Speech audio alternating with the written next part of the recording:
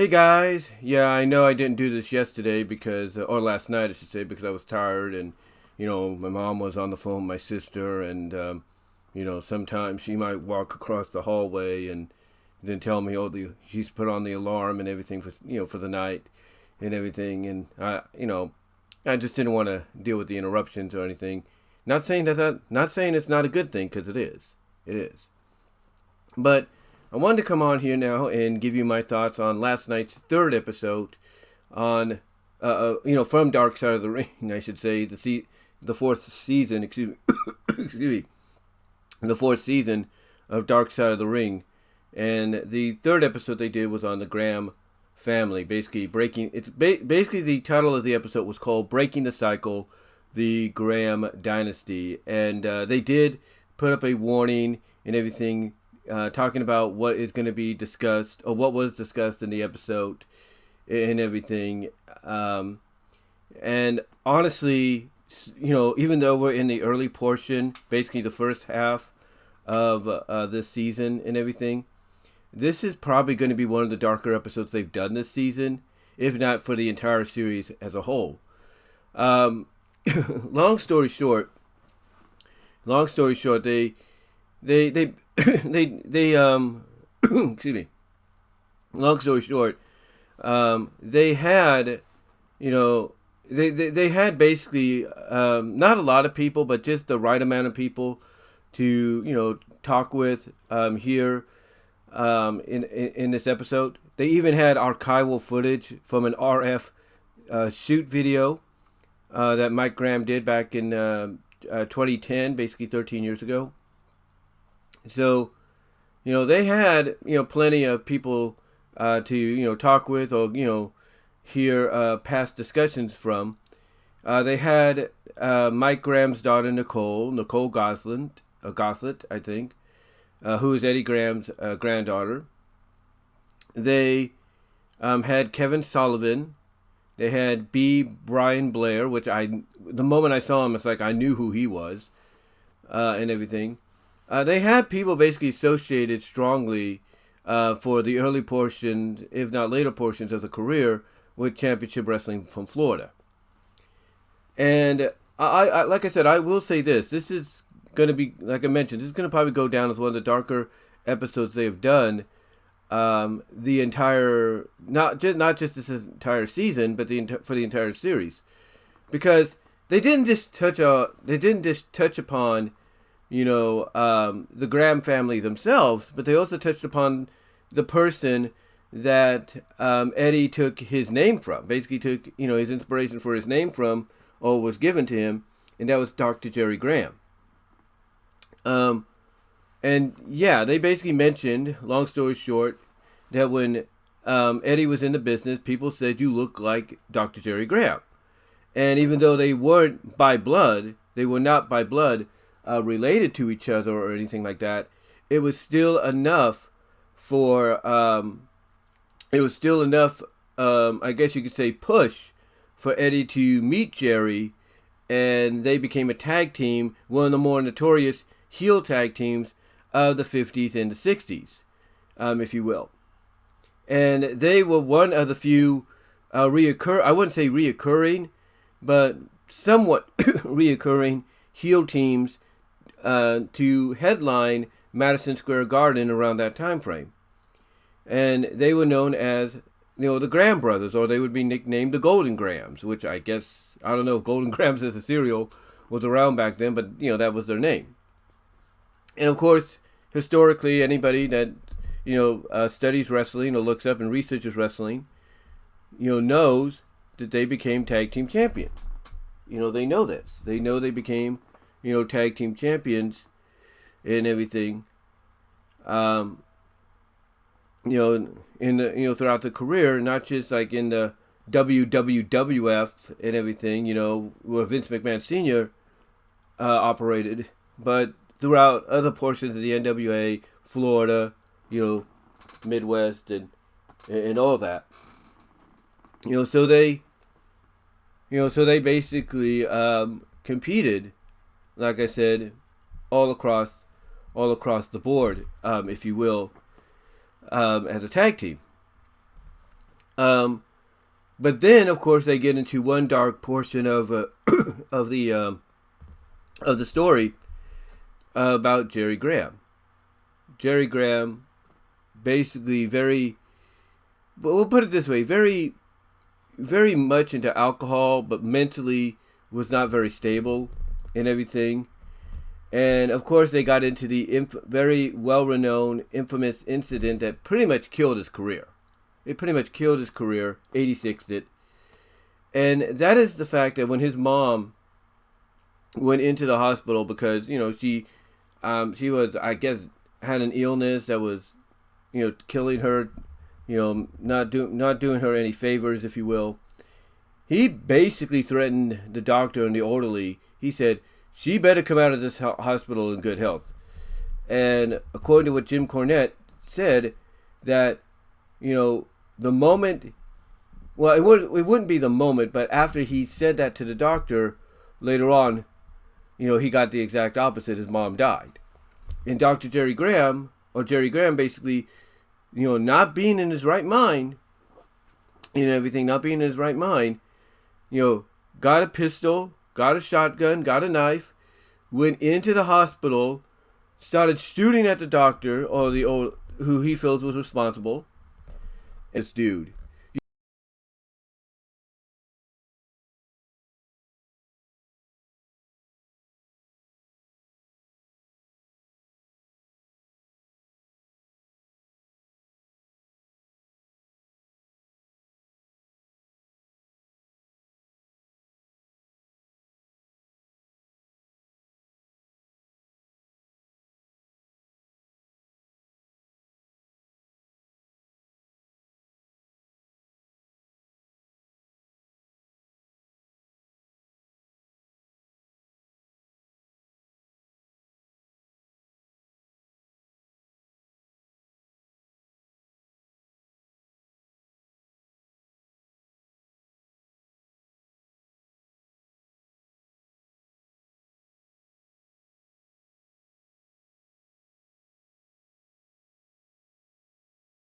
He was going to get a chance to bury her and everything, if they would have just, let them do their job.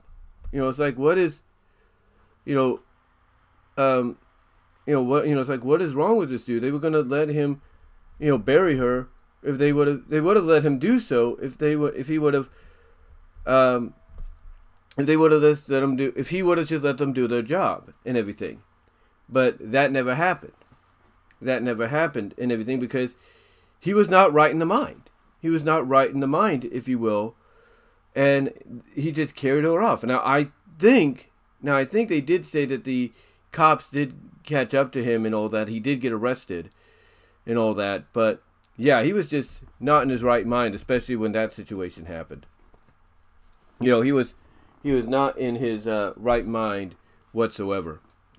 But basically, they did talk about that Eddie just said he couldn't work with Eddie. That he couldn't work with Jerry, I should say, anymore after that, and went off to Florida. And when he went off to Florida, basically, long story short, after having a successful stint there and everything, a successful run, I should say, he bought into the territory. He bought into it and eventually became the owner.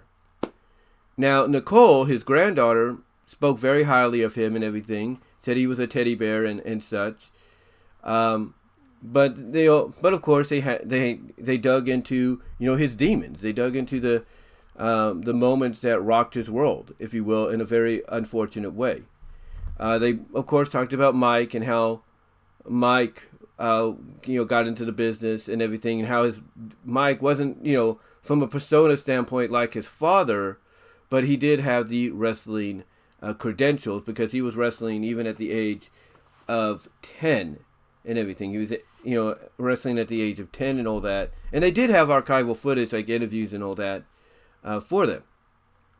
But again, of course, this is not called Dark Side of the Ring for nothing. And they got into the dark portions of it where basically, he started to get involved and getting his hands and all these other businesses outside of the wrestling business and everything within the state of Florida, where he would, basically... and that's the noon horn. I do apologize for that here in Newman. But basically, he would have his hands, in all these, different, places.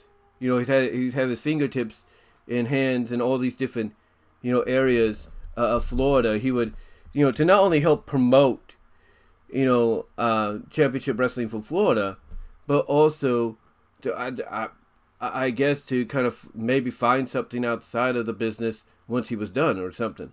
But basically to improve the image, really make, himself and championship wrestling from Florida look good. But again, he was also involved in stuff, like I was saying, to where basically, some of the stuff he was involved in outside of the charities and the charities and boys and girls clubs and stuff that he was involved in. He was also involved in some other shady deals within the Florida area that basically came back to bite him, very financially. They came back to bite him. And that's what led to him, or at least it was one of the things that led to him to drinking. He started to drink, very heavily. And according to a friend of the family, who they did interview, her name was Dottie Curtis. She was the husband of a wrestler, or I think one of the wrestlers that were in Florida, or one of the partners of Eddie Graham's. I can't think of his name, but it was another. I think it was her name was Dottie, and I think his name was Donnie or Dot Curtis or something like that. But anyway, she basically starts mentioning that the alcoholism, for Eddie Graham was getting bad.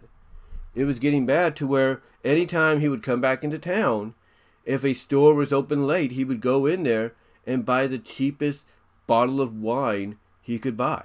He would. He would buy the cheapest bottle of wine, he could find. And it even got so bad that even Mike, as a child, according to what Dottie said, would, at one night, would ride his bike over to a bridge because his father, drinking and everything very heavily, went out to ride his boat. And, of course, you got to think you're a young kid, about 10, 12 years old, and you're afraid that your father, right now, because of the alcohol, is not in his right mind. He's out in the boat, and I think I don't know if they said he took a gun or something, or whatever. He's not in his right mind, so you're thinking, well, if he's going to do what I think he's going to do, I got to find a way to stop him. And according to Dottie, Mike was going to basically, jump off a bridge. He was going to jump off a bridge, onto the boat if it passed by, to try to prevent his father from doing something like that. But the boat never showed up, so apparently his father went someplace else, and for that time turned out to be okay. But like she said, it got a lot more out of control over time, to where, as I mentioned, anytime they would come back from being in town, from being out of town, he would go to a bar. He would go to a convenience store and buy the cheapest bottle of wine. And as he's driving home, he would just chug that wine bottle down. And it got to a point. It got to a point that, from a financial standpoint, like I said, everything was starting to catch up with him. Not just, championship wrestling from Florida's situation financially, but also all the shady dealings that he was involved in outside of that, within the state of Florida. And, it got so bad, with all that, mentally harboring down on him and consuming him, along with the alcoholism, that she mentioned one time when they came back into town, and, he tried to go to the convenience store to get, another bottle of wine or alcohol, whatever. They were closed. So what did he do? He ended up going to a field, because according to what she said, when he would go to a convenience store and get the cheapest bottle of wine or whatever it was to drink on the way home while he's driving, he would toss, I guess very smartly on his part, or dumb, however you want to look at it, he would toss the bottle into a field, that he would pass by. So that way, if the cops stopped him, obviously they wouldn't find any evidence on him of, oh, have you been drinking? And he'd be like, no, do you see any bottles? No. Although probably they could smell it on him, and that would be enough for them. But point is, she said basically it got so bad, for Eddie, not just from everything that was mentally falling upon him and everything, but his alcoholism got so bad that when he came back one night from out of town, one of the convenience stores he would go to was closed. So out of desperation, what did he do? She said he would go to that field and he would look around and he would find all these different bottles. I don't know if it was a field or a beach, or it was one of them. But he would find all these bottles left behind by people, and whatever was left in those bottles, he would drink. He would drink the drags, as she called them, out. Or as I think it was Dottie's the one that said he would drink the drags, the remains of those things down, because he was that so far gone when it came to his alcoholism. So what happened, unfortunately, is they did talk about the part where he took his life. They did. Now, they did mention that, when his son got into the ring and everything, they were tag champs together. But it was also hard for, for Mike to live up to his father's legacy. And, of course, they talked about how Eddie was a very tough son of a gun. And how he was one of those old school individuals that tried his very best to not only legitimize wrestling and everything as, being real and on the same level as boxing and all that, but he would basically train individuals. He would train individuals that were that wanted to get in the business, or were determined to get in the business. And I should say, that were determined to get in the business.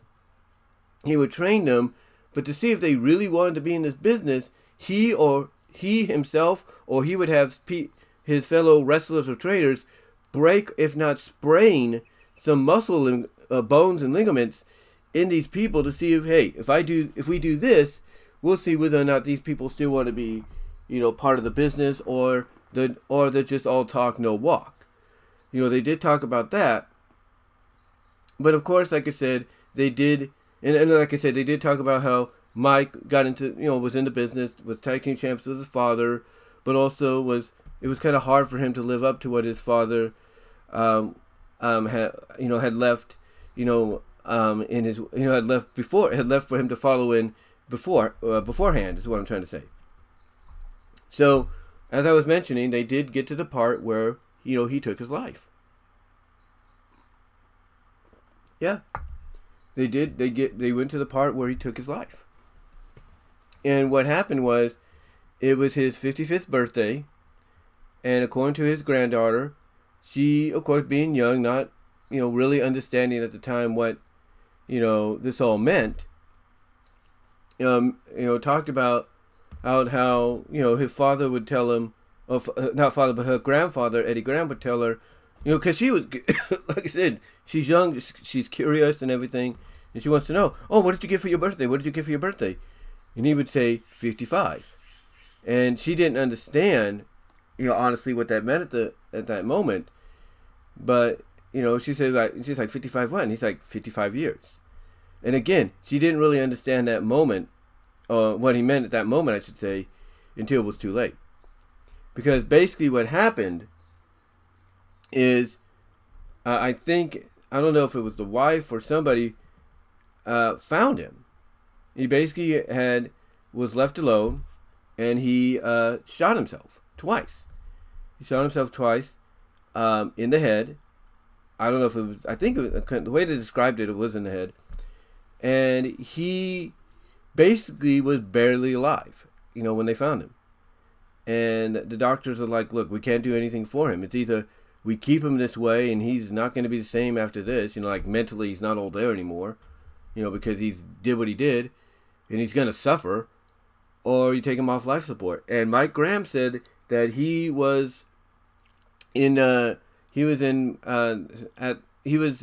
Stanford, California, Palo Alto, California, at the Super Bowl with the Dolphins and the 49ers. And this is, part of the episode where they were using archival footage from the RF studio interview, or RF video interview. And he said he was at the Super Bowl and everything when he got word. And he basically told his mom, look, we got no choice. We have to pull it. We can't let him be like this. And that's what they did. And it was ruled pretty much by the newspapers and everything as a suicide. That's what it was ruled as.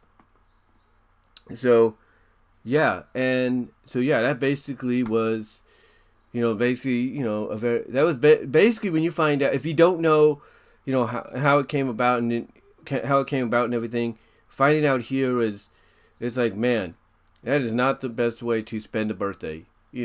Having those kind of thoughts and everything.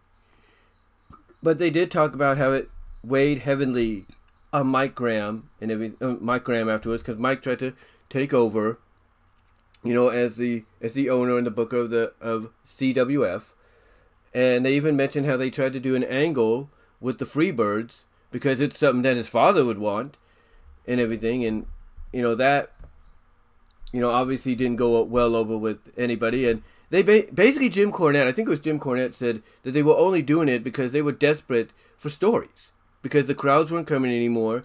Financially, it was not, the promotion was not viable, financially. So, so basically, it ends up folding, and Mike, of course, gets a job with WCW, backstage as well as an in-ring talent, mostly enhancement. Sometimes he would get a win here and there, but he got a job at WCW. But then when that folded, obviously he had a little bit of a job. I don't think they mentioned this because obviously obviously they don't want to make WWE look bad in case WWE might come down on them or something. But he did have a job, I think, for a bit, not much, but he had a job for a bit with with WWE, and mostly in the developmental system. So he had a job with them. But he said, yeah, it weighed his father's death weighed very heavily on him. And one of the things they mentioned is, and I don't know if they were trying to put the blame on Dusty or anything, but basically one of the things they mentioned is that when Dusty left Florida, he took most of the crew with him. He took most of the Florida crew, wrestlers and behind the scenes staff with him, apparently, and that made his father very, very upset at and everything. In addition to what, it made his father mentally upset and everything, and in addition to everything going on. But like I said, Mike tried to take over afterwards. It did not, go the way he was hoping. And long story short, they do get to where he took his life. But what was surprising about it is we find out that his son, I think his name was Steven or something like that, Steven, his son had took his life before that. Yeah, his son basically, and the way they worded this, the way they panned it out, in my opinion, is it didn't seem like anything was really like wrong upstairs with Mike's son, with Nicole brother. Nothing was mentally wrong upstairs. But one day, Nicole says, she tried calling her brother. There was no answer. Mike tried to call his son, no answer. So Nicole goes over to where he's at and finds him. She finds him there. And apparently he had taken his life as well. He had taken his life as well. And again, the way they worded it, they presented it, it didn't seem like there was anything really mentally wrong with him. But apparently there was.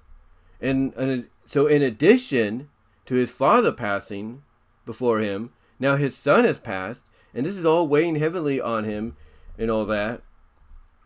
And Nicole basically told her father, like 2 years before he took his own life, that this stops with Stephen. This stops now. This ends now with Stephen. No more. Because, she has a daughter, and she doesn't want her daughter to go through this or even ask questions as she gets older as to where's my grandfather? What's going on here? Da da da. She doesn't want that. She doesn't want that. But unfortunately,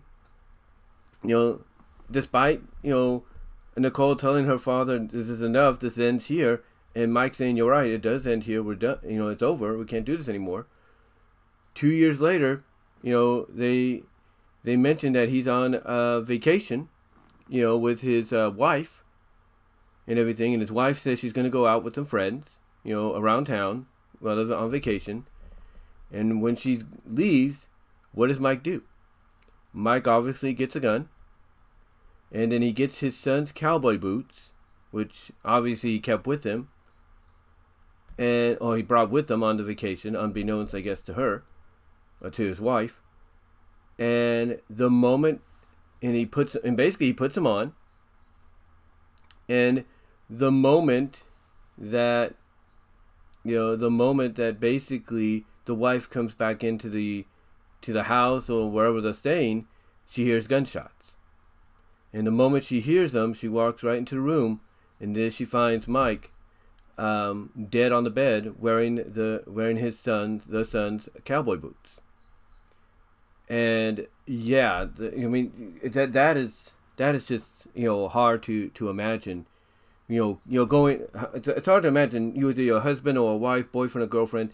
You're going out, you're saying, hey, I'm gonna go walk around the town, spend some time with friends, and then the moment you come back thinking nothing's gonna happen, then all of a sudden you hear gunshots and you're like, oh my God, what's going? Oh my God, don't tell me he did. And lo and behold, that's what happened. The one thing they did say that was kind of a common thing is when Eddie wrote one of his last checks for $8 something cents for a bottle of wine or whatever it was, he put on there for peace of mind. And what happened is that Mike decided to get a tattoo on his left ankle with a flaming skull and everything with the word peace of mind. And I don't know if his son did that too. I don't know if he did something similar. But that was the one thing that was they had in common, like peace of mind. And I guess, they felt, ending it all was going to give them that peace. And it doesn't. Believe me, that's not the answer. As my mom always says, the Lord above, giving your life to him, is the answer. That's the answer. Giving your life to Christ. That's the answer. But yeah, basically that was one of the common threads that they talked about. And Nicole, obviously, from the way she made it sound, she was dealing with certain situations until she got help and everything, and thus she was able to also help work with a center and an organization that deals with these kind of situations where people have these thoughts and everything. So yeah, at least she can come out and say, hey, if I get the peace of mind tattoo, which she plans to do, at least she's going to do it in a way that she also has a message on there about, hey, get help and everything. It's peace. You're going to have peace of mind, but you need to get help and everything too to have that peace of mind, or something like that. Anyway, one thing that was interesting that they brought up was apparently this wasn't just something that it wasn't just something that instantly popped in their minds and everything. Like, okay, this is how we're gonna deal with our troubles. We're just gonna take ourselves out of the equation. No. Apparently, from what they found out, is that it seemed to be hereditary, because Eddie Graham's father took his life.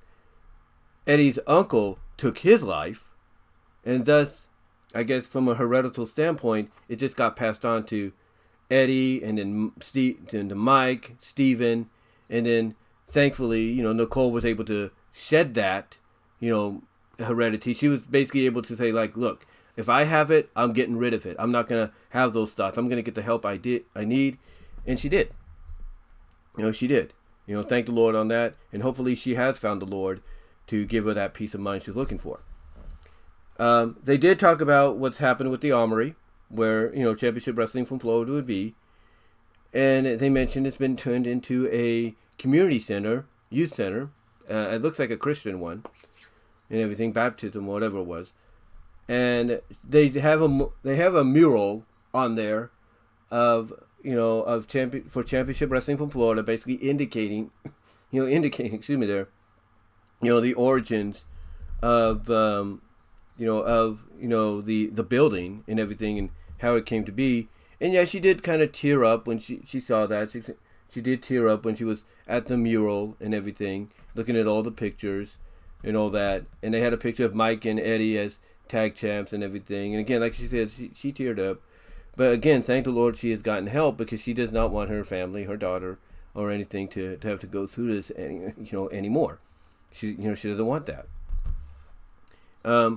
Anyway, though, it Anyway, though, it was a very interesting episode because a lot of the people they talked to, you could tell that it still kind of bothers them, especially Mike's situation and how that came to be and everything. And I think even Sullivan mentioned, he got a call from Mike saying that he loves him, and that he said, "Oh, I love you too," and everything. And that's usually mostly not a good sign when you get that, and everything. So yeah, it was a very intense episode. I will put overall I will say this: it was a very intense episode, and if you're gonna watch it, like they said at the beginning of the episode, viewer discretion is advised because it deals with these subjects and everything. But yeah, all I could say is, as I mentioned at the beginning, this is going to go down as probably one of the darker episodes they've done this season, if not for the entire series, in my opinion. So yeah, overall it was a good episode, and I do highly recommend watching it if you've heard about if you kind of know a little bit about the Graham family's history, but not entirely. This is an episode to watch. But again, viewer discretion is advised, and they do put up the help hotline for anybody that's going through these, mental, situations and contemplations and everything, and all that. So they did put that on, which I thought was good on their part, honestly. Next week, they're going to be talking about Doink the Clown. It's going to be entitled What Happened. I think it's going to be titled Whatever Happened to Doink the Clown. And it's going to be focused mostly on Matt Bourne. Because obviously a lot of people were wondering, okay, why are they doing an episode on Doink? There were many people that portrayed Doink. No. What this one's going to do is it's going to focus on the original Doink. It's going to focus on Matt Bourne. So in other words, it's going to touch upon his career before Doink and after Doink and everything. So it's going to be a very dark episode itself, because there's a lot of things that Matt Bourne was dealt with. Basically, he dealt with outside of the ring, like drugs, alcohol, but other stuff that, believe me when I say this, I'm trying to think of what I was going to say there. Believe me, if you ever thought Dark Side of the Ring couldn't get dark 2 times in a row, it's going to get dark. It got dark here with the Graham family story, and it's going to get dark with the next one with Doink the Clown, mostly Matt Bourne. But again, if anybody was wondering, okay, why would they do an episode on Doink when there's more than one Doink? It's going to be the original Doink. They talk about Matt Bourne and what he's dealt. Obviously they're going to touch upon his career before he became Doink, and obviously they're going to touch upon, like I said, what he dealt with outside of the ring, drugs, alcohol, and other things that, again, if you like your dark, atmospheric, documentary. Okay. What I'm trying to say is, if you like back-to-back dark atmospheres for your documentary series, that's what I was trying to say, you're gonna get it here. You're gonna get it here. You got it last night with the Graham Dynasty, and you're gonna get it next week with Doink. So yeah, what I was trying to say is, if you're a fan, if you're intrigued by the dark tone and everything, if you're a fan of that, you're going to get it back to back with this series. Not just yesterday, or if you ever watched yesterday's episode, but also next week's as well. But anyway, though, guys, that's all I'm going to say. Let me know what your thoughts are down below. Comment if you like. Live chat during the premiere. Super chats are open during the premiere of the video. I will put that in the description. Also, check me out at BW Rose's Discussions Podcast to get audio podcast versions of these videos. You will get an audio podcast version of this after it premieres. But guys, give me your thoughts overall. Also, support me at my Teespring store by clicking the shop button the moment the title info and everything comes up on the screen. Click on that. That'll help me out tremendously. Got a new item up there, basically celebrating 15 years here on YouTube. Check that out. Also, you can find me at patreon.com, BWRoses. $1 tier gets you a shout out. $3 tier gets you a shout out and access to content before anybody else. And a $5 tier gets you we get you the first 2 things as well as a Q&A down the line. But guys, let me know what your thoughts are overall. How do you feel about this episode and everything overall? If you did see it, what did you learn from it that you may have not known originally? And next week, like I said, they're doing Doink. And as I mentioned, if you're a fan of the dark atmospheric tone of these kind of series, you're going to get your share, continued next week. But until then, guys, I will talk to you later.